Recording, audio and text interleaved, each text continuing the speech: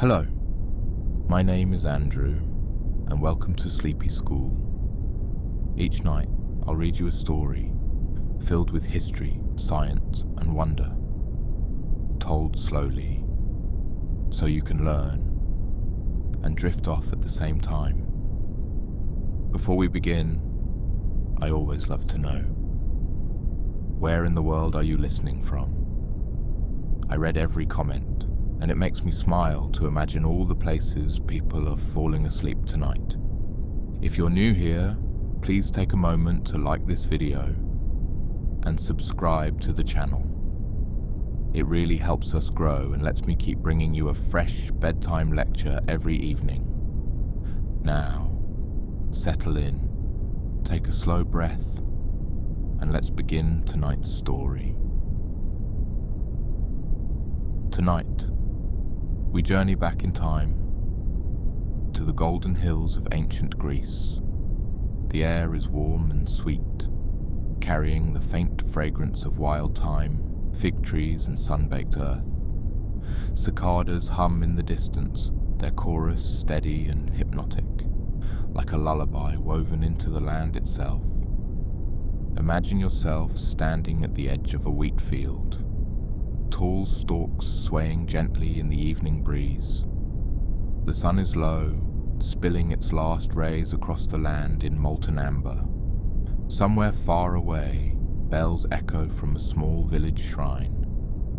Olive trees twist along the hillsides, their silver leaves shimmering in the fading light. This is a land where myth and life were never separate, where gods might step into a farmer's dream, and the stories told around the hearth were not only entertainment, but explanation, a way to make sense of the world. Among all the myths, one stands out as both tender and sorrowful, one that explained not just the cycles of the seasons, but the rhythms of joy and grief in every human life. It is the story of Persephone. Persephone was the daughter of Demeter, the goddess of agriculture, of fields and harvests and the fertility of the earth. The Greeks saw Demeter's hand in every grain of barley, every loaf of bread, every olive ripened on the branch. Without her blessing, nothing could grow. And Persephone, her only daughter, was the light of her life, a symbol of innocence and renewal. The myth tells us that Persephone loved to wander meadows and valleys, gathering wildflowers, her laughter mingling with the buzzing of bees and the songs of birds. In her presence, the land seemed to bloom brighter, as if the earth itself responded to her joy. But the underworld had its own king, Hades. He ruled the unseen realm beneath the earth, where the souls of the dead resided. Hades was powerful, stern, and solitary, a god who kept his distance from Olympus, preferring the quiet shadow of his domain. Yet he longed for companionship, and when he saw Persephone radiant among the fields, he felt a desire he could not ignore. The tale begins on one such day, Persephone wandering a meadow near Enna, in Sicily, a place the Greeks believed to be especially sacred to her. She was gathering narcissus blossoms, bending down to admire their white petals, when the earth itself trembled beneath her feet. The ground split open, a dark chasm yawning wide. From its depths thundered a golden chariot, its wheels rimmed with fire, its horses black as night. At its reins stood Hades. Before Persephone could cry out, he reached for her. In a rush of wind and dust, he lifted her into the chariot. The earth closed behind them, sealing the meadow once more in silence. Only a few scattered flowers remained, lying on the ground where she had stood. The Greeks told this moment in many ways. Some said Zeus, Persephone's father, had given his brother permission, silently agreeing to the abduction. Others said it was entirely Hades' will, sudden and unstoppable as an earthquake. But however it was told, the image is always the same. A girl snatched away from the sunlight into the shadows below. As the chariot thundered into the underworld, Persephone's cries faded from the surface world. The meadow fell still.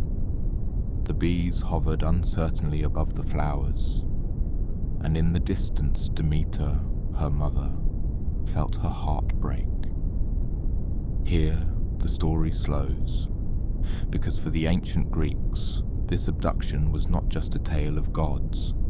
It was a way of explaining why the earth itself sometimes seems to die, why crops fail, why winter arrives with its cold emptiness.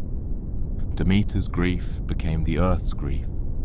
Her sorrow was reflected in every barren field, every frost-covered vine. In ancient Greece, people lived close to the rhythms of planting and harvest. They knew that abundance could not last forever, that every summer's wealth of grain was followed by a season of scarcity. Myths gave these cycles a face, a voice, a story. The absence of Persephone was winter itself. But for now, let us remain with Persephone in the underworld. The underworld was not the fiery pit that later myths would imagine. To the Greeks, it was a shadowed realm of still rivers and silent meadows. The souls of the dead drifted there, pale as smoke, each guided by Hermes the messenger. They passed through the gates watched by Cerberus, the three-headed hound, and found their places in fields of asphodel, flowers that grew not from sunlight, but from the dust of eternity. In this quiet land, Persephone's presence was like a flame in the dark. Hades, for all his sternness, treated her not with cruelty, but with reverence. He set her upon a throne beside his own. He offered her jewels, obsidian crowns, gifts forged in the depths of the earth. But Persephone did not smile. She longed for her mother, for the open sky, for the warmth of the sun. And so the myth becomes more than an abduction story. It is also about longing, about the push and pull between two worlds. The Greeks saw in Persephone's fate something universal, the way we all belong both to life and to death, to joy and to sorrow, to light and to shadow. Above ground, Demeter wandered the earth in grief. She disguised herself as a mortal woman, and in her wandering she taught humankind many secrets of agriculture. The ploughing of fields, the sowing of seed, the timing of harvest. In this way, the myth also carried a lesson. Agriculture itself was a divine gift, a knowledge given by the goddess in her time of mourning. But still the world remained barren. Plants withered, grain would not grow, hunger spread. The gods on Olympus grew uneasy, for without the offerings of humans, even they began to weaken. Zeus, seeing the danger, knew something had to be done. And so he sent Hermes to the underworld, to bring Persephone back. But Hades, though he could not deny the command, was clever. He offered Persephone a pomegranate. Its skin was ruby red, its seeds like drops of blood. She took it and ate a few. The Greeks believed that to eat food in the underworld was to bind oneself to it. Because Persephone had tasted the seeds, she could never fully leave. A compromise was struck.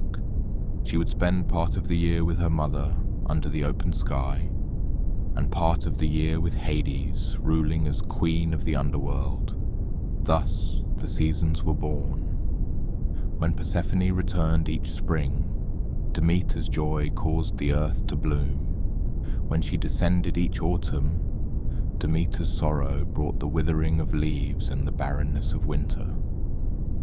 Even now, as we look at the turning of the seasons, we can hear the echoes of this myth. The cycles of growth and decay, abundance and loss, are not just natural, but deeply human. They mirror the patterns of our own lives. moments of brightness and moments of shadow, woven together into the same tapestry. And so the story of Persephone is not only about gods and goddesses, but about all of us. Demeter wandered the earth in sorrow, her steps slow, her face hidden beneath a hood. She searched endlessly for her daughter, calling her name across mountains, valleys, and seas. The earth itself seemed to mirror her grief. Grass turned brown, fields lay bare, and trees stood lifeless, their leaves falling too soon. The people of Greece felt this deeply. They depended on harvests to survive, and now their grain would not grow. Hunger spread across the villages, offerings at temples grew fewer, and the gods themselves began to worry. At Eleusis, a small town near Athens, Demeter stopped in her wandering. Disguised as an old woman, she was taken in by the royal family. They offered her a seat at their hearth, food and kindness. Grateful, Demeter decided to reveal a secret gift. She began to teach them the mysteries of agriculture, showing them how to sow seed, tend barley, and bake bread. In time, this teaching became the foundation of one of the most sacred rites in all of Greece. The Eleusinian mysteries, ceremonies dedicated to Demeter and Persephone. These rituals were not casual festivals. They were kept secret, known only to those who were initiated. To take part was to walk through a spiritual journey that mirrored the myth itself.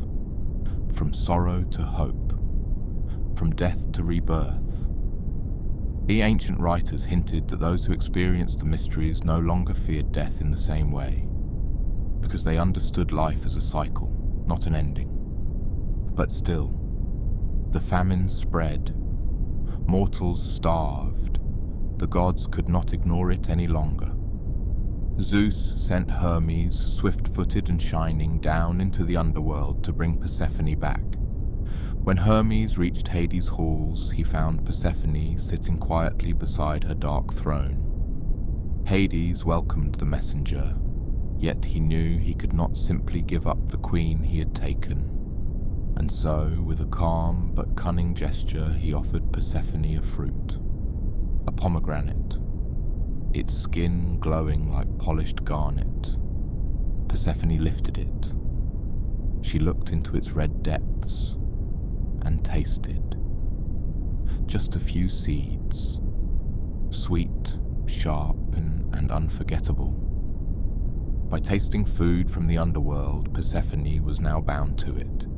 She could not fully return to the living world.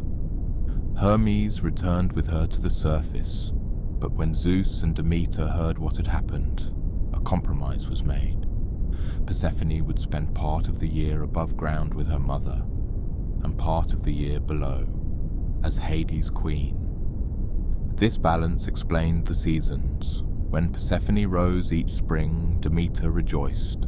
The fields greened, the flowers bloomed, and fruit ripened once more. But when Persephone descended into shadow each autumn, Demeter grieved. The leaves withered, the fields turned barren, and winter covered the land. To the Greeks, this was more than myth. It was explanation and reassurance. Life is never only joy or sorrow. The seasons turn, the earth rests, and then it blooms again. The Eleusinian mysteries captured this rhythm in ritual form. Pilgrims traveled from across Greece to participate. They began with days of fasting, reflecting Demeter's grief. Then, through secret ceremonies, they reenacted the search for Persephone, the descent into shadow, and the joy of reunion. The climax came in a great torchlit procession, symbolizing the return of light after darkness. Those who took part swore never to reveal the details, but ancient writers said the experience was so moving it changed a person's view of life and death forever. Persephone's myth was more than a story. It was a map, a reminder that even when the earth grows cold, renewal always comes. And so the Greeks year after year marked her return with joy and her departure with sorrow. They lived in rhythm with her steps, just as we live in rhythm with the turning of seasons today. Persephone is more than a daughter stolen, more than a bride in the underworld. She is a figure of duality, a being who belongs to two worlds. When she is above, she is core, the maiden, innocent, bright, the symbol of youth and new beginnings. She walks among flowers, gathers blossoms in her hands, and laughs in the sun. To the Greeks, core was the promise of spring, the lightness of childhood, the joy of renewal. But when she is below, she is Persephone, queen of the dead, stern, regal, unshaken. In this form she rules beside Hades, presiding over the countless souls who enter his dark halls. The poets wrote that even the spirits of the dead trembled before her gaze. She was no longer just a girl, but a sovereign, carrying the wisdom of shadow, the gravity of endings. To hold both identities at once, core and Persephone, was to embody the balance of life itself, growth and decay, light and shadow, joy and sorrow. Philosophers in Athens reflected on her myth. They saw in Persephone a truth about the soul.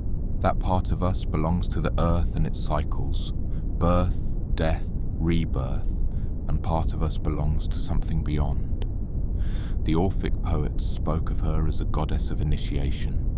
To know her was to understand that death was not the end, but a passage, just as winter is never final, but only a pause before spring. Her image travelled beyond Greece. In Rome, she was called Persephone. Her story shifted but endured, woven into Roman festivals of sowing and reaping. Later, artists of the Renaissance painted her descent and return as allegories for the human spirit, torn between passion and reason, shadow and light. Even in modern poetry, her voice echoes, sometimes as a captive, sometimes as a queen, always as a reminder of the rhythms that shape our lives. In villages, farmers looked to her myth as reassurance. They saw Persephone in every seed planted deep into the dark earth, buried, hidden but not lost. For in time that seed would rise, breaking the surface, stretching toward the sun, living again. Her presence can still be felt in the changing of the seasons. Each spring, when you see the first green shoots after the chill of winter, you are witnessing her return. And each autumn, as leaves fall and the nights lengthen, you are watching her descent.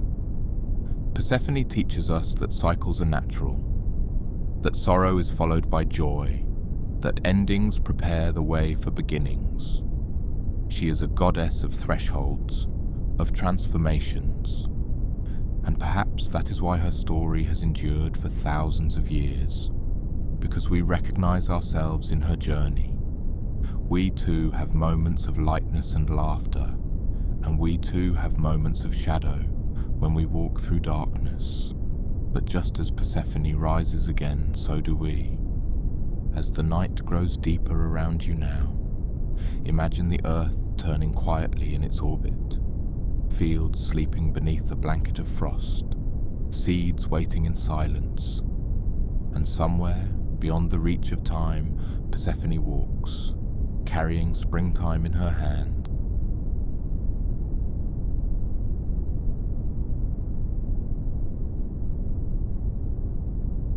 And that brings us to the end of tonight's story.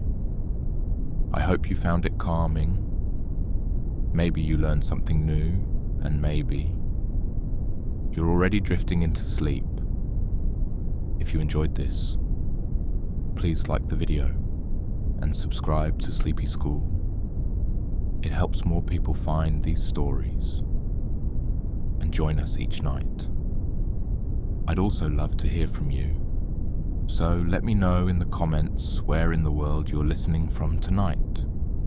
For now, rest well, dream deeply, and I'll see you tomorrow night with another bedtime lecture. Good night.